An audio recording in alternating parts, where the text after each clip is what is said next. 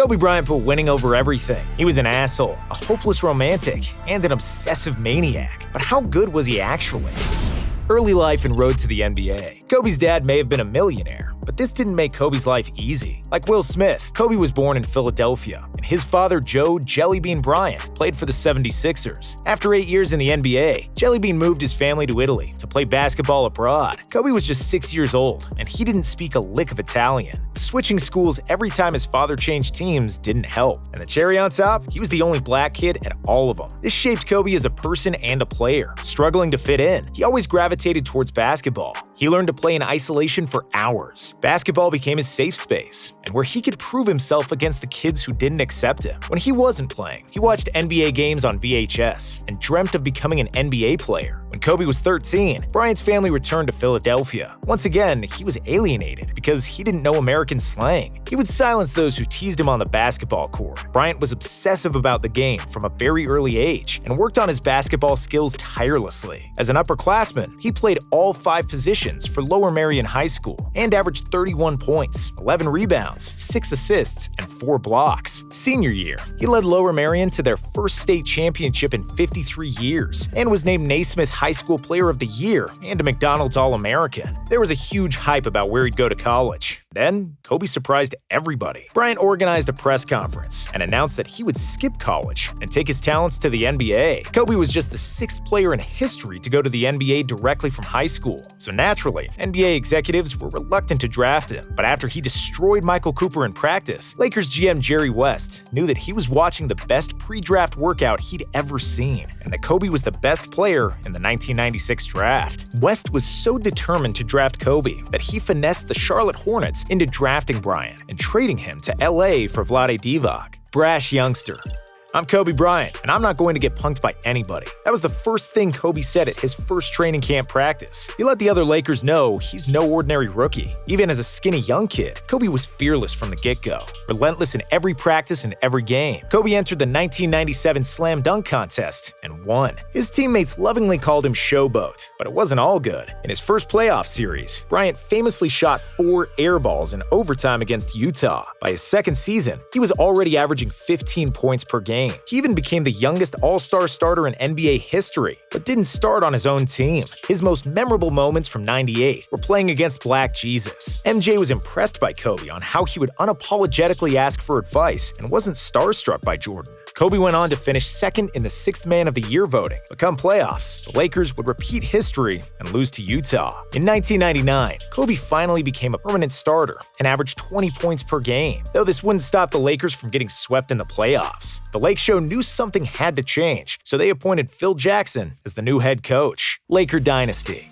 In 1998, Shaq and Kobe had their first fight, and O'Neal nearly decapitated Bryant. However, Phil Jackson was called the Zen Master for a reason. He challenged O'Neal to get into the best shape of his life, and Shaq dominated like never before. Kobe was an all-star, averaging 22, 6, and 5, and the Lakers were firing on all cylinders. They went on to win 67 games in the regular season, which was the 5th best result in NBA history. Shaq won the MVP trophy. Kobe was named to the All-NBA second team, and was the youngest player ever to be selected in the All-Defense first team. But once again, playoffs were no cakewalk for the Lakers. It was the 4th quarter of Game 7 in the Western Finals, and the Lakers were losing by 15 against Portland. Everyone thought it was the end for the Lakers, until Kobe and Shaq powered one of the best comebacks in NBA history. Bryant was phenomenal in the clutch, with his crossover on Scottie Pippen, and the alley-oop to Shaq clinched the game and the series. But their work wasn't finished. They still had the finals against the Pacers, and in Game 2, it happened. Jalen Rose had deliberately put his feet under Kobe in Game 2 and twisted his ankle. Bryant was forced to miss Game 3, and Indiana comfortably won that game. What the Pacers didn't realize is Kobe is one resilient SOB. He returned in Game 4 with a vengeance. When Shaq got ejected, Kobe put the team on his shoulders and carried them to a win. The Lakers would break the Pacers in 6 games, and Kobe jumped in Shaq's arms to celebrate their first ever title together. However, things never stayed good for long between Shaq and Kobe. After the first title, Shaq was content. So content, he spent his summer eating burgers and drinking pina coladas. Kobe, on the other hand, spent the summer in the gym. So when he had seen Shaq in the preseason season out of shape, Kobe lost his mind, and their feud started again. But Shaq's laziness gave Kobe more opportunities to dominate. Bryant averaged a career-high 28.5 points per game, and thankfully, once the playoffs came, Shaq was the athletic beast he was the year before, and the Lakers were unstoppable. They swept all 3 series in the Western Conference. Who would stop them from doing the same in the finals? Well, he was small, but he was a problem. His name was Allen Iverson. AI mercilessly dropped 48 in the Staples Center, stepped over Tyronn Lue, and won Game 1 for the Sixers. But Shaq and Kobe took AI's disrespect personally, and they couldn't let that slide. The Lakers came back and won the next 4 games to clinch their 2nd consecutive title. Their 15-1 playoff run was the best in history, until 2017, when the Warriors went 16-1. In 2002, Kobe led the Lakers in assists, and he averaged 25 per game. Mamba made the first All-NBA team for the first time in his career, plus the first team All-Defense. He also won the All-Star Game MVP, and the Lakers continued to dominate the opposition until they reached the conference finals in the Sacramento Kings. The Kings were the best team throughout the season, and Chris Webber was playing at the MVP level. The Kings took a 3-2 lead in the series, and to be honest, they would have probably won Game 6 too, had it not been for one of the worst refereeing jobs in NBA history. The refs stole that win for the Lakers, but LA won Game 7 fair and square. In the finals, they quickly dismantled the Nets in 4 games. Shaq was the finals MVP for the 3rd time in a row, and Kobe became the youngest player ever with 3 championships.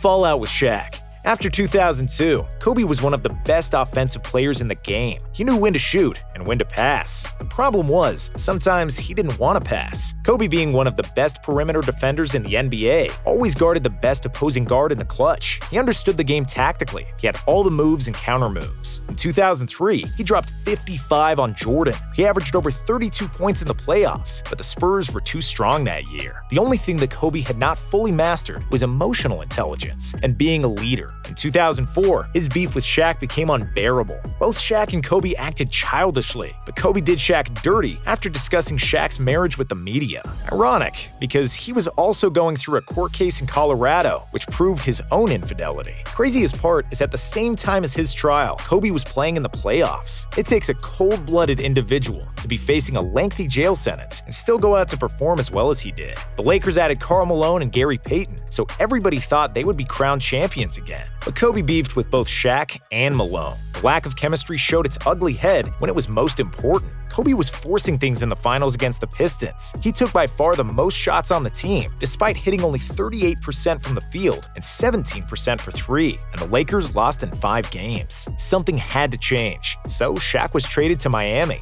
and Kobe had the chance to prove that he could win without him. Individual greatness. Kobe was a maniac. For all the kids out there that want to be like Kobe, here's some advice. Don't do it. Because Kobe was 1 in a billion, he ran himself into the ground to become a perfect basketball player. He was in the gym up to 3 times a day, and he wouldn't leave practice without making 400 shots. But it was because Kobe was such a maniac that he produced some of the greatest memories for basketball fans around the world. In 2005, he scored 62 points against the Mavs in just 3 quarters, and 3 weeks later, he notoriously scored 81 against the Raptors, the second highest scoring game in NBA history. Bryant averaged 35 points per game in 2005 and 31 in 2006. He was in his athletic prime. Kobe led the league in scoring, and his highlights of that era are a thing of beauty. But that same year, the Lakers somehow missed the playoffs, and in 2006 and 2007, they lost to the Suns in the first round. Despite Mamba's heroics and game winners in the clutch, he still wasn't proven as a true team player or leader. Buenos dias, pal. Kobe's selfishness almost got him traded to Detroit during the 2007-2008 season, but that fell through, and instead, the Lakers traded for Pau Gasol, one of the best European players ever. With the additions of Gasol, Trevor Ariza, and the emergence of Andrew Bynum, the Lakers finally became championship contenders again. LA clinched the #1 seed, and Mamba was named the regular season MVP. They dominated the West and made it to the finals against the Boston Celtics. With Tom Thibodeau, a defensive mastermind, and his revolutionary ice defense, the Celtics would load up defenders on Kobe in the finals, forcing Bryant to get rid of the ball or take tough shots against multiple defenders. Kobe was the best player in the world at the time, but Boston had a better team that season, and the Celtics won in 6 games. After winning the 2008 Olympics with Team USA against Spain, Kobe left the gold medal in front of Pau Gasol's locker to rile him up for the season. He needed Pau to be aggressive. He played similar tricks on other teammates, and was finally learning to be a leader. Kobe took it upon himself to hang out socially and bond bond with his teammates, to learn what made them tick. He now knew he couldn't win the title by himself. In 2009, Bryant was playing the best and most mature basketball of his life. He led the Lakers to win the championship and earned the Finals MVP award. In 2010, the Lakers made the finals once more and had a chance at revenge against the Celtics. But as usual, there was a problem. Kobe was playing with a bone spur in his ankle and a broken finger on his shooting hand. As you would imagine, he couldn't shoot the ball well. This series, in particular, was pretty ugly, but things were different than they were years ago. Kobe and the Lakers learned to play like a team and took the series to Game 7. Kobe shot 6 from 24, incapable of putting the game away by himself, but with his Mamba mentality, he'd rather die than lose to the Celtics twice. Bryant had 15 rebounds that game, and he was doing everything possible to win. Then in the last minute, Ron Artest would hit a 3, and the Lakers prevailed. Kobe got his 5th title that night, and when a reporter asked what the title means for him, Kobe truthfully and sarcastically answered, "Just got one more than Shaq." Lakers' downfall and Kobe's legacy. In 2011 and 2012, Kobe was still his usual self, scoring and trying to win the title at any cost. But the Lakers were once again struggling. So in 2013, they traded for Dwight Howard, and Howard was a terrible fit. It was obvious that Kobe's athleticism was slowly fading. Then, as if things weren't already bad enough, it happened. Kobe snapped his Achilles, the most devastating injury in basketball. Kobe made his 2 free throws and walked himself off the court like a boss. Frustrated, he cried in the locker room, but he was still determined to come back stronger. Thing is, even with the Mamba mentality, after the Achilles came the knee injury. After the knee, it was the shoulder. Kobe was getting older, and in 2016, it was obvious that he couldn't do it anymore. Everything was hurting. That's when Kobe wrote Dear Basketball, his love letter to the sport. It was the best retirement announcement in the history of sports. He opened a door into his beautiful and deep personality, which only a few people knew existed. Kobe had finally let his guard down for the first time in his life. He was no longer an asshole. He was kind. He was jovial. He was giving. The whole NBA gave him a retirement tour and honored his legacy to the game of basketball. Bryant sucked for the majority of that season. I think he dunked the ball maybe once that year. But in the final game of his career, against an opponent who was fighting for a playoff spot, Kobe played one of the best games of his career. This mother effer dropped 60. He literally made every shot in the clutch, with almost no lift in his legs. And just like Jordan inspired him, he became an inspiration to millions of kids around the world who would all yell, "Kobe," while throwing their homework in the trash.